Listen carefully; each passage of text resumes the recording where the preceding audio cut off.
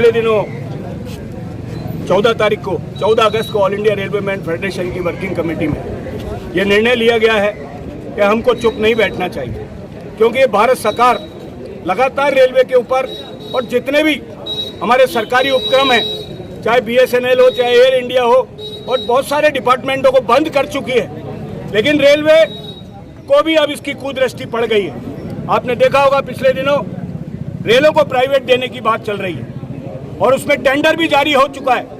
कौन कौन लोग आएंगे उसके अंदर वो भी आपने देखा है। विदेशी लोगों ने भी उस टेंडर को भरने का काम किया, उनको भी टेंडर देने की बात की है। और ये जो ट्रेन का सिलसिला अगर प्राइवेट हाथों में चले गया तो इस देश की सबसे बड़ी जो मजदूरों को उद्योग देने का काम करती है, मजदूरों को रोजगार देने का काम करती है रेलवे, जिसमें 10 से 13 लाख कर्मचारी हैं, उन कर्मचारियों का क्या होगा, उनके परिवार का क्या होगा।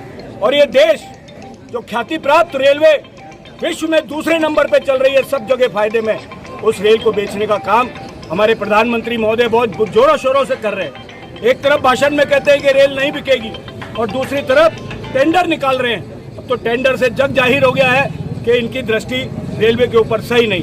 तो आज इस क्रम में पूरे हिंदुस्तान के अंदर all India railway men federation की सभी यूनियनें जोरदार प्रदर्शन कर रही है और इस प्रदर्शन को जब तक ये आदेश रोके नहीं जाएंगे, हमारे DA का भुगतान करने की घोषणा नहीं की जाएगी, तब तक जारी रखा जाएगा। और अगर अभी आने वाले दिनों में बोनस भुगतान की भी बात चल रही है, उसको भी ऊपर इनकी दृष्टि सही नहीं है। कुछ पत्र भेजने की बात की है उन्होंने और उसमें उसको भी कम करने की बात की है। आपको पता होगा कि 74 के अंदर रेलों की हड़ताल बोनस को लेके हुई थी। अगर बोनस में 78 दिन से एक दिन भी कम करने की बात की तो कभी भी रेल का चक्का जाम all India railway men federation और NWRU के साथी करने का काम करेंगे।